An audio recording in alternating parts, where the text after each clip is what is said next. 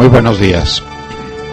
Son las 6 de la mañana de este miércoles 5 de febrero de 2014. Esta es la hora de la verdad y estos son temas y asuntos que trataremos en la grata compañía de ustedes durante las próximas horas. Le cogieron a Santos uno de sus lugares de chuzadas. El presidente Santos es el comandante supremo de las fuerzas militares. Las fuerzas militares están haciendo inteligencia, eso no tiene misterio. Inteligencia militar hacen todos los ejércitos del mundo. Con inteligencia militar se lograron las grandes operaciones del país. Es que para eso es la inteligencia militar, para que se anticipe a los acontecimientos, para que sepa qué es lo que puede suceder, para que logre disipar nubes negras que hay en el horizonte y ser más listo que los bandidos. ¿O qué es lo que se quiere aquí? ¿Acabar la inteligencia militar y que el aviso nos lo dé la bomba? ¿Cuánto hubiéramos agradecido que por inteligencia militar se hubiera logrado advertir que nos iban a asesinar en las calles de Bogotá el 15 de mayo del 2012? ¿Cuánto hubiera agradecido el país que se hubieran anticipado los atentados terroristas de las FARC en tantos lugares del territorio nacional para impedirlos, para que las fuerzas militares y el ejército y la policía sean más listos que los bandidos y se anticipen a ellos? En eso consiste la inteligencia. Pero dicen que era que estaban chuzando a personas muy especiales. ¿Qué responde el presidente Santos, que es el comandante de las fuerzas militares? Que explique y que nos resuelva un pequeño dilema. Si es que es un tonto que no sabe manejar las fuerzas militares o si es que es de mala fe y está sacrificando la carrera de militares serios e importantes para salir de este mal paso. La inteligencia militar, un problema supremamente serio. Los Estados Unidos están en un problema parecido pero con el mundo entero y entonces ahora la cuestión se viene contra los militares. Obama asumió la responsabilidad de las chuzadas en el mundo, pero no dio de baja a los militares que estaban cumpliendo sus órdenes. El presidente Santos sí no vacila en dar de baja a los militares, lavarse las manos y decir esto no es mío. ¿Cómo que no es mío? Él es el comandante supremo de las fuerzas militares. Que le explique al país qué era lo que tenía allá en el barrio, en el antiguo barrio Sears que llamábamos. ¿Qué es lo que sucede con la inteligencia militar en Colombia? La candidatura de Marta Lucía Ramírez ante las raposas jurídicas. Ahora pues el Consejo Nacional Electoral y sus raposas jurídicas a poner en tela de juicio la elección de Marta Lucía Ramírez como candidata única del conservatismo y como jefa del Partido Conservador, en una asamblea donde hubo todas las garantías. ¿Será que se están quejando los santistas de que ellos eran mayoría y de que les crearon una mayoría artificial? ¿Lo podrán decir? ¿No les gustó la silbatina? ¿Querían otra más grande? Ese fue un hecho. Reunieron una convención y la convención no estuvo de acuerdo con el presidente Santos ni con los enmermelados. Y como tomaron esa decisión, entonces ahora el conflicto es de naturaleza jurídica. Pero la convención de la U, que es una convención fantasma, de donde salió un candidato fantasma, esa al parecer no la miran. ¿Dónde está la denuncia de Juan Lozano? ¿Dónde está el Consejo Nacional Electoral ante esa burla manifiesta que se hizo a la opinión de un partido político al que se le negó el derecho a reunirse? En eso consistió la famosa asamblea. Sergio Díaz Granados hizo todas las triquiñuelas imaginables para que no se le reunieran los miembros de base del partido de la U. Y ahí sí no interviene para nada el Consejo Nacional Electoral. Los sedicentes magistrados. Esa es una palabra interesante para que se sepa qué son los magistrados del llamado Consejo Nacional Electoral, empezando por el sujetico ese que está demandando la elección de Marta Lucía Ramírez como candidata a la presidencia de la República. Millonarios S.A. Ese es un tema sobre el que volvemos porque en su momento nos manifestamos en desacuerdo con que los equipos de fútbol se establecieran sobre la base de que son sociedades anónimas, es decir, que son un negocio cuyo objetivo es generar utilidades.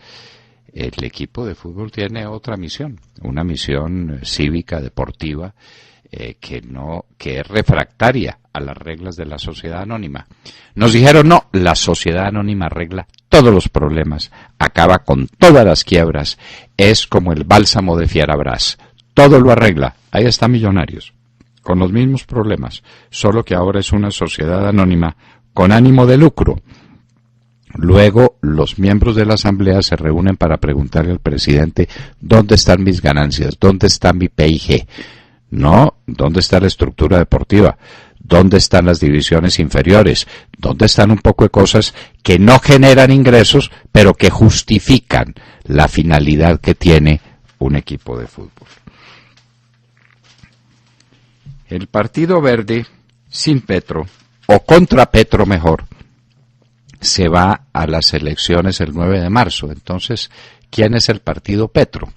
Recuerden ustedes que el Partido Petro era el partido de Lucho Garzón, de Peñalosa y del gobernador de Antioquia, de Fajardo. Recuerden ustedes todo ese escándalo que hicieron. Ahora dan vueltas y vueltas. Supuestamente el Partido Verde es el partido de la ecología. ¿Qué ecología ni qué nada?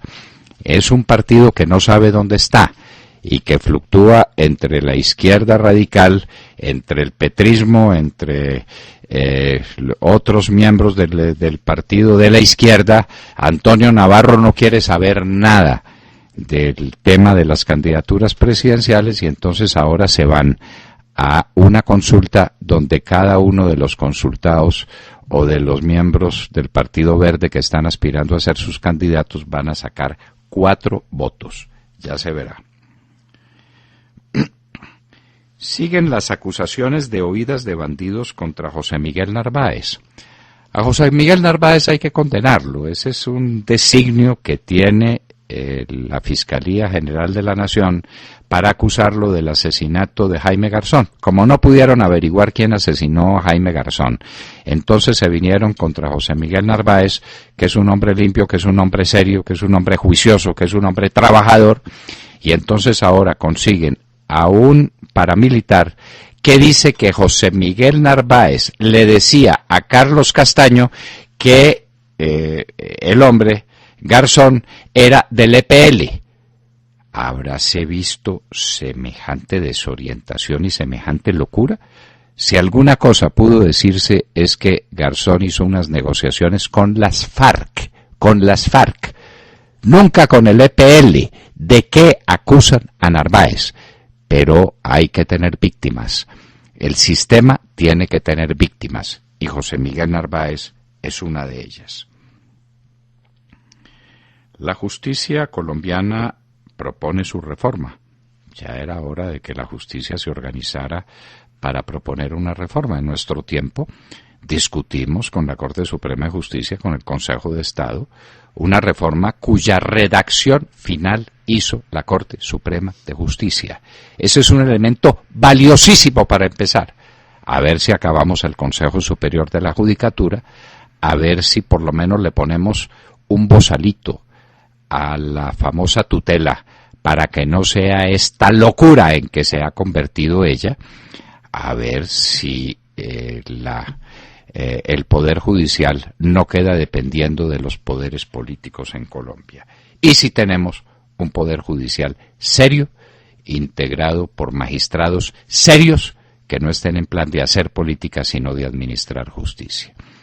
A propósito de justicia, y nos parece que con plena razón, el Consejo de Estado negó los impedimentos que habían manifestado a algunos magistrados porque tenían parientes en el acueducto, parientes en en la Procuraduría General de la Nación. Está negado. Ahora sí van a estudiar a fondo el tema de las tutelas, que es lo que el país está esperando. El país no está esperando incidentes de impedimentos que además no se justifican. Aquí estamos hablando de el juicio que se emita sobre un acto disciplinario, el del Procurador General de la Nación, que no tiene nada que ver con los subalternos del Procurador, que no tiene nada que ver con los amigos que pueda tener un magistrado o parientes en el acueducto de Bogotá. Vamos al mundo internacional. Venezuela otra vez. La famosa ley de precios justos para meter a la cárcel y expropiar a los empresarios que violen la ley de precios justos, es decir, que no vendan al precio que le dé la gana a Maduro que se vendan las cosas. Este sí que es el fin del fin de todo el sistema empresarial en Venezuela. Esto sí que es ya la hecatombe. Esto es simplemente espantar a los pocos empresarios que quedan, que no van a asumir la responsabilidad de vender, para que después les digan, vendió a precio injusto, 14 años de cárcel, que es lo que quiere Maduro, porque dentro de su mentalidad elemental de conductor de bus, y los conductores de buses son muy buenos y muy respetables, pero no son especialistas en economía, dentro de su condición muy elemental, Maduro cree que las cosas se pueden manejar a rejo, y que dando rejo surgen del fondo de la tierra las cosas que hacen falta para que la gente no tenga hambre como tiene hambre hoy la gente en Venezuela. En Siria, Assad está más fuerte que antes, dicen especialistas en inteligencia de los Estados Unidos. La famosa ley de armas químicas y la famosa ley que consiguió el presidente Obama, con todo el despliegue y con todas las amenazas, y yo llevo mis escuadras frente a Siria y amenazo con bombardear Siria, ¿qué consiguió? Fortalecer a Bashar al-Assad. Eso es lo que pasa en el mundo de los incompetentes. Ayer hubo un pequeño rebote de las bolsas, el Dow subió 0,90, el IGBC, índice general de la Bolsa de Colombia, subió 0,49, a 11.905 contra los 15.000 puntos que tenía hace un año, pérdida colosal para los inversionistas colombianos. El WTI subió, precio del petróleo de referencia que nos interesa, $98.08, una onza de oro vale $1.258, y el dólar en Colombia vale 2.042 pesos, es el punto de arranque para la jornada de hoy, bonos a 4.44. Otra gran tormenta invernal en los Estados Unidos. Nueva York está sin comunicación aérea, los estados de Missouri y Kansas los más afectados. Nuevo conflicto entre Nicaragua y Costa Rica. Costa Rica se queja de que Nicaragua dio en concesiones petroleras su mar territorial. Y les tenemos una chiva, queridos oyentes. Como ya entró a regir la ley que impide la contratación directa del Estado en época preelectoral, entonces el Estado se preparó. Las contrataciones de enero. Les vamos a decir cómo contrató el gobierno colombiano para prepararse para la veda de 4 meses. La cifra es descomunal. Esperen, Alejandro Ramírez nos la dará. Y Hoy en la Historia haremos un repaso por lo que siguió a las conferencias de paz de la Segunda Guerra Mundial y especialmente de Yalta, la famosa Guerra Fría. A Stalin le entregaron gran parte del mundo. Lo que hizo después, la Guerra Fría, uno de los episodios más duros, tristes de la historia moderna. De esto y de mucho más hablaremos con ustedes en las próximas horas, en la Hora de la Verdad. Escuche la Hora de la Verdad en Sincelejo por Radio Sabana de Sincelejo, 1370 AM. En Popayán por Caucara de la Red Sonora, 1040 AM. En Garzón Huila por Rumba Estéreo, 93.6 FM. La Hora de la Verdad con Fernando Londoño Hoyos. Muy buenos días a todos. Definitivamente Colombia no se aburre. Es impresionante la cantidad de noticias diarias. Hablemos, si les parece, de Andrómeda, una sala de inteligencia, con corrientazo incluido, que le costó el puesto para satisfacción de las FARC. Hay que decirlo, que las FARC deben estar en La Habana muy contentos, al general Mauricio Zúñiga y el director de inteligencia general Jorge Zuluaga. Dicen que desde un local comercial ubicado en el barrio Galerías de Bogotá estaba operando una central de chuzadas ilegales que, además de los blancos tradicionales de la oposición, yo no entiendo qué significa eso de blancos tradicionales de la oposición, rastreaba a los negociadores del gobierno en los diálogos de paz con las FARC en La Habana, Cuba. Andrómeda funcionaba en un local de 2 pisos. En el primero había un restaurante, por eso yo hablé de corrientazo, y en el segundo era un sitio de servicios de Internet y tenía oferta de cursos para creación de páginas web y seguridad informática. Pues bien, el comandante supremo de las Fuerzas Armadas de la República, que es el presidente Juan Manuel Santos, se lavó las manos de inmediato y salió a condenar estas supuestas interceptaciones y a pedir cuentas. El presidente, copiando el estilo victimista de su nuevo mejor amigo Nicolás Maduro, habló de fuerzas oscuras que buscan sabotear el proceso de paz, y la revista Semana, dirigida casualmente por su sobrino, insinúa que el expresidente Álvaro Uribe manejaba información como con mucha antelación, ¿no? Como que él estaba enterado de muchas cosas.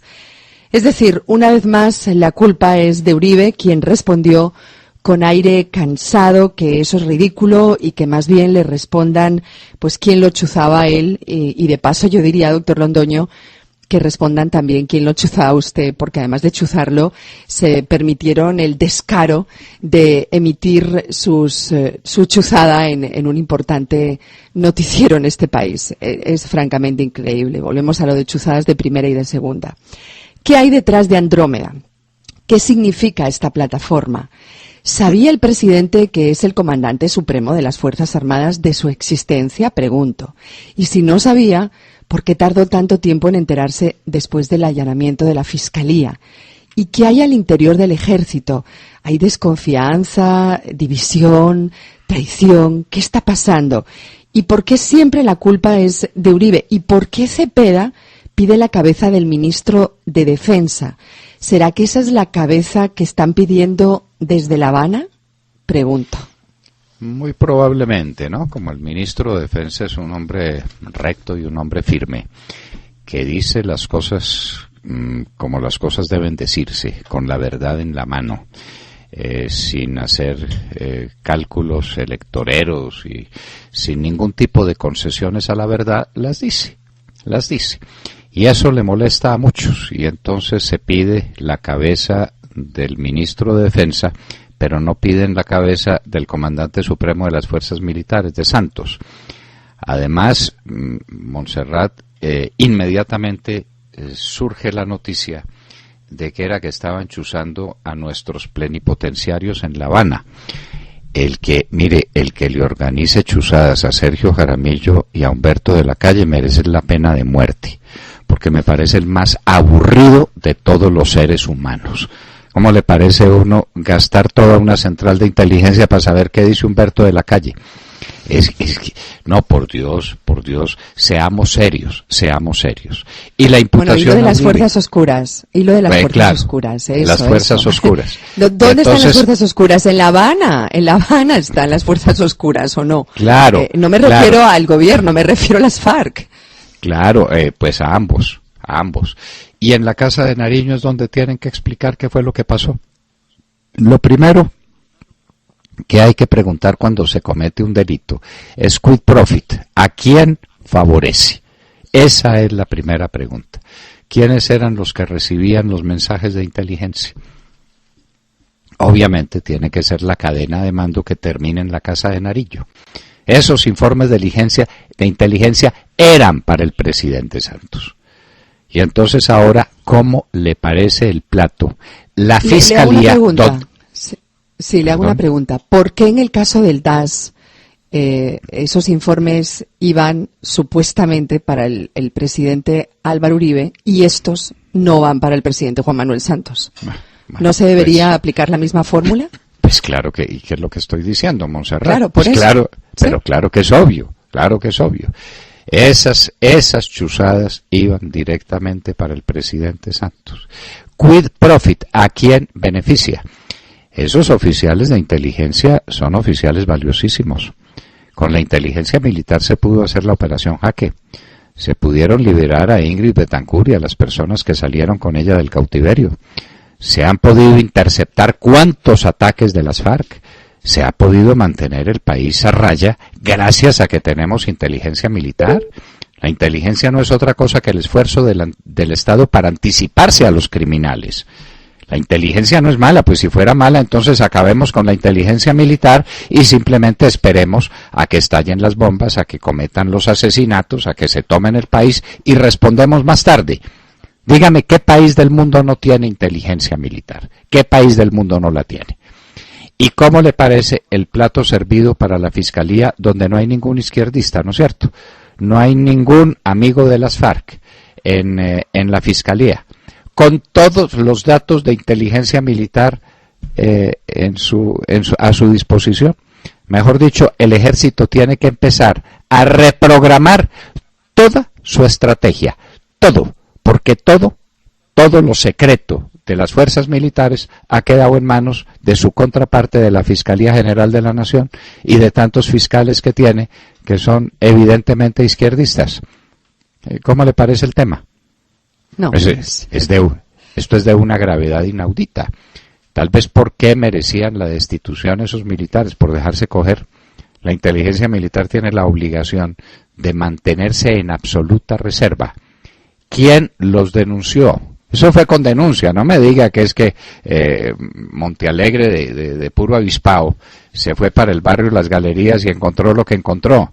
Esto tiene que ser una filtración. ¿Quién filtró? Hay un problema al interior de las fuerzas militares, hay un traidor encubierto, hay un Snowden. Tenga la absoluta seguridad. Alguien los traicionó, de otra manera no encuentran ese centro de inteligencia militar que ojalá siga operando antes de que nos maten a todos. Antes de que nos maten a todos, por favor. Que sepamos qué es lo que está haciendo. Sí, claro. Dicen los oyentes, este es un tema que los tiene en el chat muy activos.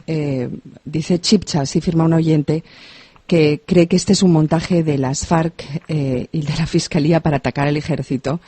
Dice otro oyente que firma como antimamerto que en ese restaurante Café Internet fue donde hicieron la convención de la U. Le pone un poco de sentido del humor. No, es demasiado grande el salón para que hagan la convención de la U allá. Quedan demasiado holgados. Sí, y dice otro oyente que firma como GG que lo raro es que siempre se hablan de chuzadas y nunca se conocen. Otro oyente que también está hablando de las chuzadas. ¿Cómo le parece ahora todas esas chuzadas en manos del fiscal Montealegre? ¿Cómo le parece a usted el peligro que eso representa para las fuerzas militares de Colombia? Muy bien, la inteligencia militar. Hablaremos del tema en nuestra nota editorial. William Calderón. Doctor Londoño, buenos días Colombia. Gracias por invitarnos a sus hogares y a sus vehículos. Hoy es miércoles 5 de febrero del año 14. Son las 6:27.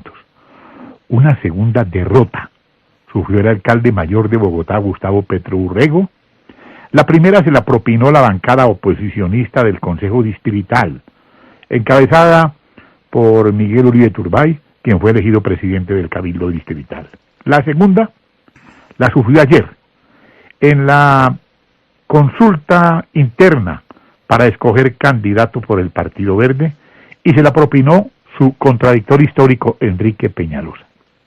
Los petristas perdieron el control que parecían tener en el Partido Verde. Primero fracasaron en el intento de reversar la decisión de la consulta, y luego intentaron imponerle condiciones a Peñalosa, para que éste se retirara, poniéndole como condición apoyar a Gustavo Petro y oponerse a la revocatoria, además de firmar un compromiso en notaría, rechazando el apoyo del expresidente Uribe.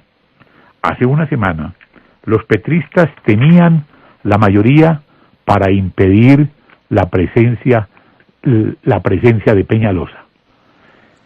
Son tantos los traspiés que ha padecido Petro que ya está pensando en renunciar a su cargo. Bien poquitos que son, doctor Londoño. A propósito, ¿dónde está Navarro? Y de confirmarse la renuncia de Petro, esa sería la otra noticia. Navarro está de candidato al Senado. No creo que Petro vaya a renunciar, pero le va mal en todo. ¿En qué quedan las furias de Ángela María Robledo? Parece que muy influida desde fuera. William, está diciendo que Ángela María Robledo es muy cercana a Cepeda. Políticamente, lo que sería pues una alianza de todas las extremas izquierdas y entonces que el polo democrático también quedaría dividido. Eso es un enredo. Sí, eso es un enredo. Ahí no hay nada que hacer. Bueno, ahí no hay nada que hacer. Lo cierto es que se lanzan a consulta. Vamos a ver cuántos votos sacan en la consulta. Bien sacan, cada uno va a sacar 1000 votos. Es decir, esa candidatura va a nacer muerta. La candidatura del Partido Verde, sea cual sea la decisión que tome el Partido Verde, por el Partido Verde no va a votar nadie, y los que voten por el Partido Verde tampoco van a votar la consulta. Eso va a ser un desastre, como iba a ser un desastre la famosa consulta conservadora, del Centro Democrático, de la que nos libramos por ventura, con una convención fantástica, a la que acudió gente de todo el país, en presencia de toda la prensa, en presencia del mundo, una convención libre, abierta, clara y fecunda, que produjo como candidato a Óscar Iván Zuluaga.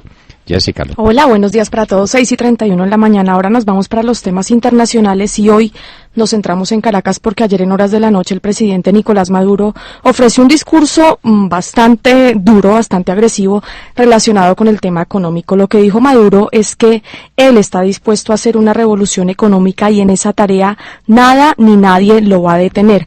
Amenazó por otra parte con tomar las medidas más radicales con el fin de proteger la economía del pueblo venezolano. Dijo que si hay que expropiar empresas, no le temblará la mano para hacerlo.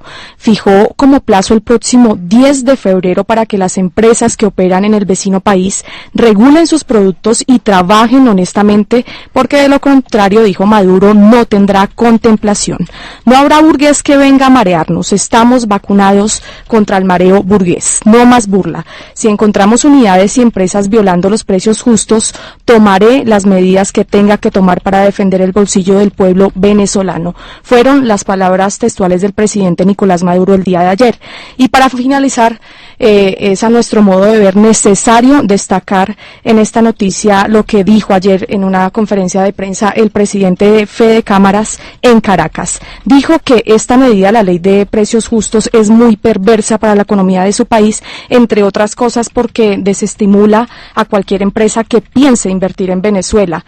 Contribuye por otra parte con el desabastecimiento en el vecino país y lo más grave, nadie se va a salvar de esta ley, nadie se escapará, ni las empresas grandes ni las pequeñas, porque todas ellas, al ser de utilidad pública, como dice Maduro, quedan listas para la expropiación si se les ocurre ir en contra de los lineamientos decretados por el señor Nicolás Maduro, como usted nos dijo al comienzo del programa.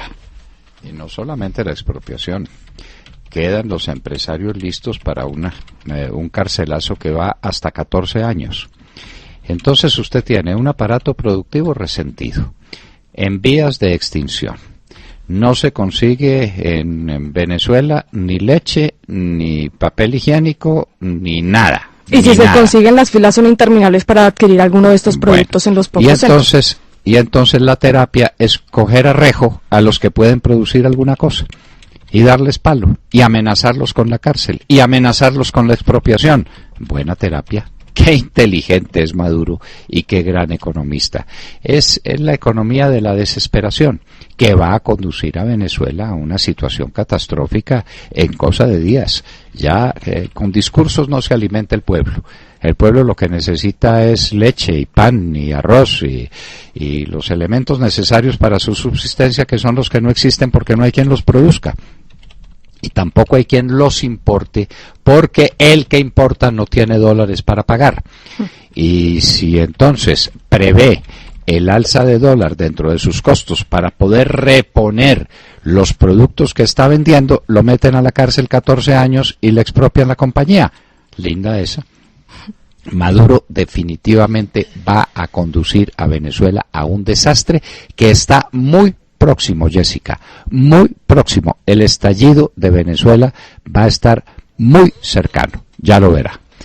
Sergio Gel. Y vamos a seguir en un segundo hablando de Venezuela. Doctor Londoño, muy buenos días para usted y para todos nuestros oyentes, porque hoy amanecemos hablando de dos empresas colombianas que están enfrentando unas situaciones muy complicadas.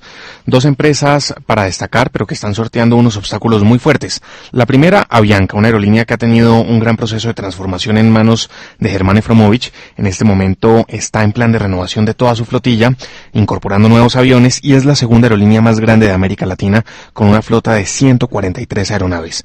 El problema que está enfrentando se origina precisamente en Caracas, porque Venezuela acumula ya una deuda de casi $300 millones con Avianca, una deuda que ha ofrecido pagar con combustible y con bonos, pero ha incumplido. Avianca había aceptado esa oferta en diciembre, pero Caracas, el gobierno de Maduro, le está incumpliendo.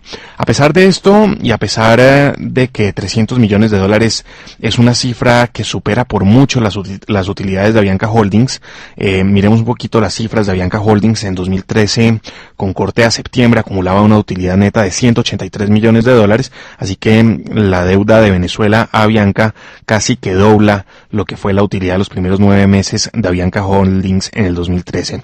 Pues a pesar de eso, Avianca dice que va a seguir volando a Venezuela y buscando una solución a esta situación, una situación muy complicada. Se rumora, por ejemplo, que American Airlines estaría por suspender su operación hacia Venezuela, pues a la aerolínea norteamericana Venezuela le adeuda más de $700 millones. Cambiamos rápidamente el tercio para hablar de otra empresa que está sorteando una difícil situación, esta vez por cuenta del terrorismo de las FARC. Me refiero a Enertolima, la compañía energética del Tolima, que anunció ayer que suspenderá sus actividades técnicas y comerciales en el sur del departamento, lo que afecta a los municipios de Chaparral, Atado, Planadas y Río Blanco. Según un comunicado de la empresa, tampoco habrá facturación en esos municipios y no le llegará factura a los usuarios. En caso de que se presenten daños en la línea de suministro eléctrico, no habrá atención inmediata y tan solo se repararán daños en compañía del ejército. Y todo esto ocurre porque el Frente 21 de las FARC tiene amenazados a los funcionarios de Enertolima. El pasado jueves, en un ataque de ese frente contra la empresa, pues le quemaron 2 vehículos a Enertolima. Enertolima, en problemas en el sur del departamento, pues no hay seguridad para operar y las FARC no se los permiten. Noticias. ¿Me quiere repetir los municipios que están afectados en el sur del Tolima por esta medida? Chaparral, sí, señor. ¿Qué más? Chaparral, Atado, Plana. ¿Atado? Sí. ¿Ataco? Ataco, sí, Ataco, señor. perdón, Ataco, sí, señor. Ataco. Planadas y Río Blanco, sí, señor. Discúlpeme. Planadas y Río Blanco, todo el sur 4 del municipios, Tolima. sí. 150.000 habitantes se estima que hay en esos municipios. A eso se suma el Putumayo, donde no se mueve la hoja de un árbol sin la autorización de las FARC. Se suma el Catatumbo, que está en manos de las FARC desde hace mucho tiempo. Se suma la Guajira, que está en una situación insostenible. Se suma Arauca, donde son amos y señores los bandidos de las FARC que vuelan el oleoducto cada que le da la gana. Se suma el Caquetá, que está en una situación desesperada. El país en manos de las FARC. Esa es la verdad. Y está en manos de las FARC porque el comandante supremo de las fuerzas militares está conversando con ellas y entonces les hace pasito para que continúen las negociaciones.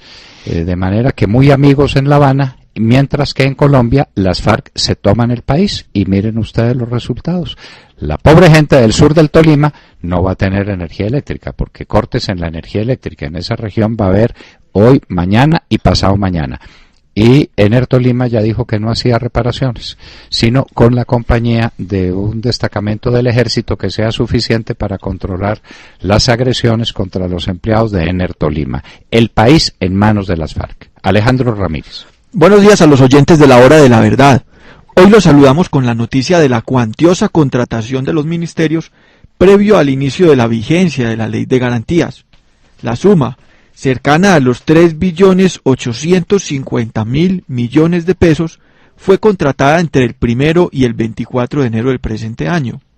La encabeza del Ministerio de Agricultura, que realizó la contratación directa y convenios interadministrativos por una cifra superior a los 2.542.000 millones de pesos. Sobresale en la contratación del Ministerio de Agricultura la contratación directa de recursos por valor de 1 billón de pesos para otorgar el incentivo y apoyo para la protección del ingreso al caficultor, PIC, la asignación de subsidios para vivienda de interés rural, uno de los programas bandera del Ministerio, alcanza la tercera parte del presupuesto para los caficultores, con recursos cercanos a los 350.000 millones de pesos. El segundo ministerio en el ranking de la contratación es el Ministerio del Interior, a cargo del ministro Aurelio Irragorri Valencia, con recursos cercanos a los 396.000 millones de pesos. Resalta en la contratación de este ministerio los convenios y contratos interadministrativos para proyectos y programas de Fonsecon, por una cifra superior a los 247.000 millones de pesos. Fonsecon es el Fondo Nacional de Seguridad y Convivencia Ciudadana, cuyos proponentes son las entidades territoriales. De acuerdo a los pronunciamientos que ha hecho la Contralora Sandra Morelli sobre la contratación de los ministerios, es exagerada la contratación de servicios profesionales por medio de órdenes de prestación de servicios, la cual se vio fuertemente incrementada previo a la Ley de Garantías. Esta contratación sucede en forma paralela a la nómina de la planta de los ministerios y suele utilizarse para el pago de favores políticos. Doctor Londoño, ¿estarán los ministerios raspando la olla previo a las justas electorales? 400.000 millones de pesos. Fonsecon se nutre de un impuesto que pagan los contratistas de obras públicas. El 10% del valor de las obras públicas en lo que no computan las concesiones. Las concesiones están por fuera de ese impuesto. Entonces dice que hay 200.000 millones de pesos de Fonsecon disponibles. ¿A qué los van a